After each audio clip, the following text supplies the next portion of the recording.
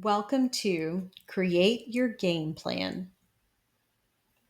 This recording helps you build a personalized plan for the next time emotional eating urges hit.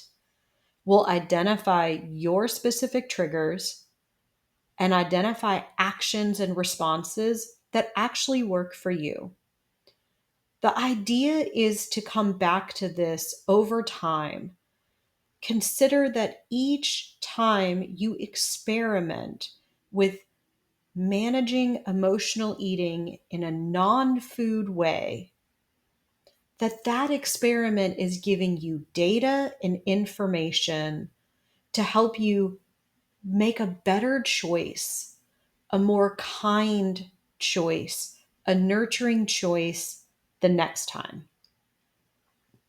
So, this is a practice that plants seeds for a smoother future, knowing that you can rebuild your plan anytime it's not working for you.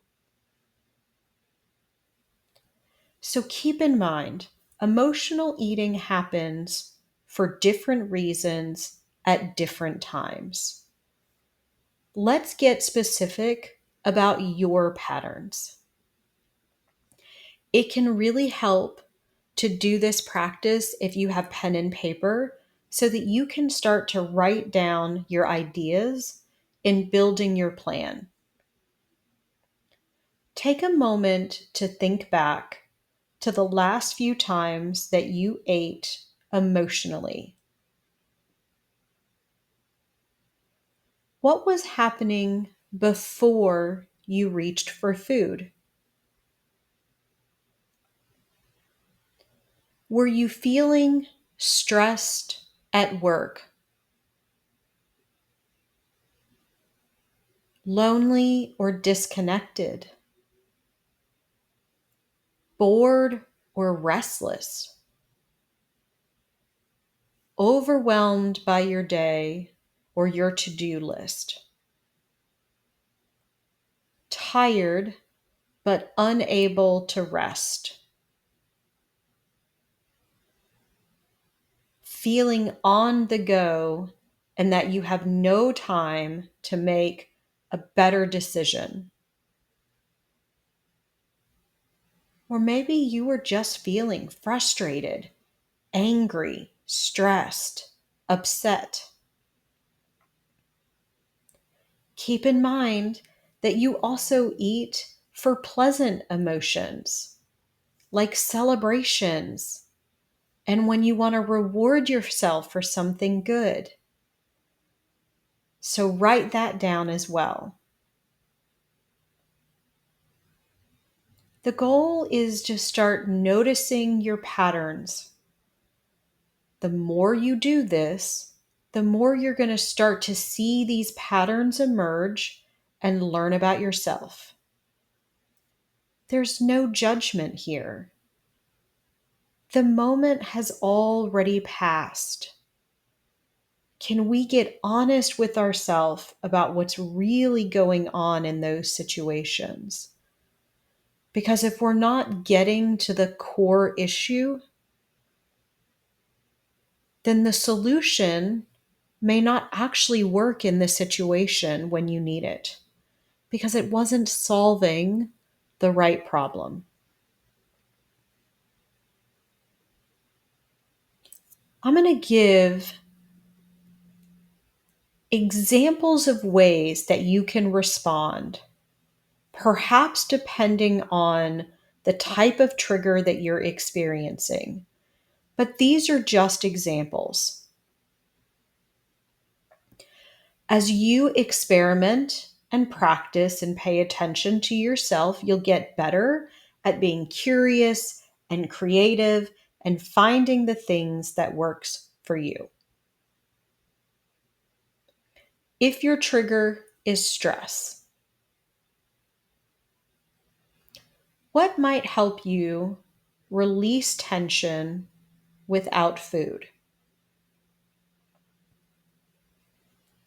Maybe it's getting up and going for a 2 to 5 minute walk. If you're at work, it might be walking to the bathroom or the break room and then coming back. Maybe getting outside and some sunlight and some fresh air. Maybe you call someone or text a friend or watch a funny video on your phone. If your trigger is loneliness or feeling disconnected, how can you connect quickly? Can you reach out, text a friend, pet your dog, play your favorite song and give yourself a dance break and sing out loud?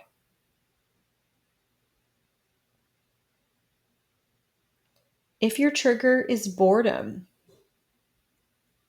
what helps engage or distract your hands and your mind? Maybe a quick game or puzzle on your phone. Maybe you go do a 5-minute chore.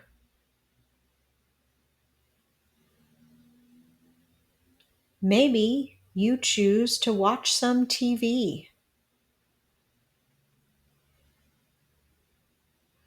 If your trigger is feeling overwhelmed, how can you create a sense of control? For 5 minutes, maybe you brain dump or just get ideas out on paper. Whatever's on your mind, just write it down. Maybe prioritize the things that are showing up in your mind and focus on the next one thing that you need to do. Set a timer for 5 minutes and tackle something small. What might be the easiest thing on your list to get done? Or what might be the thing to get it out of the way?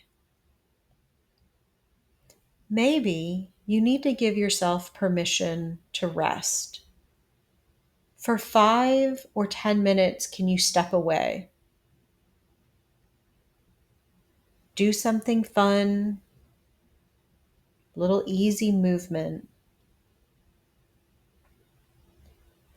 Can these are just examples and other things are going to come to mind. So any other ideas that have come to you, write them down. Now here's the key. As you're building a toolbox, you want to identify just a few things that you could do for each of those main triggers that you experience. You don't want your toolbox to feel so big and overwhelming. You also want these items to be easy to access whenever you need them. So, if it's a game on your phone, make sure you've got that game downloaded on your phone. If it's a favorite song, make sure you have it handy.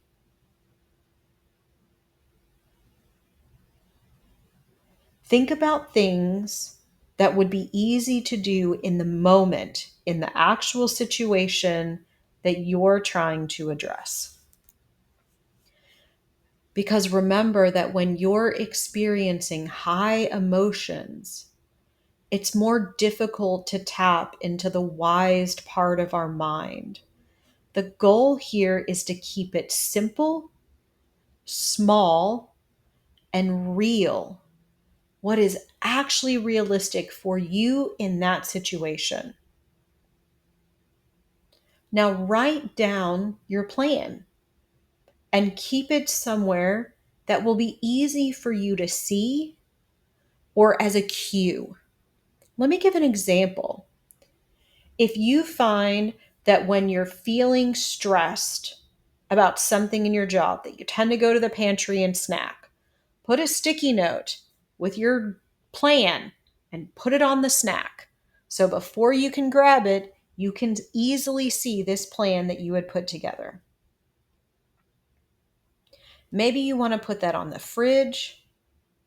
Maybe you want to keep a note on your phone, and your plan might look something like, when I'm feeling stressed, I'm going to breathe for 1 minute. And then I'm going to get up and walk around for 2 minutes. When I'm bored, I'm going to text so and so and do a quick crossword. When I'm overwhelmed, I'm going to set a timer for 5 minutes and work on one small task. Remember, you're not trying to eliminate all emotional eating forever. You're just giving yourself some other options to try first. And if you still choose food after trying these actions, that's okay too. Because the goal is conscious choice, not perfect action. If you find yourself eating for emotions less often, that's a win. Perfect is a word that only exists in the dictionary. And eating for emotions is not a problem. But if it's your main strategy, it might get in the way of other goals that you have.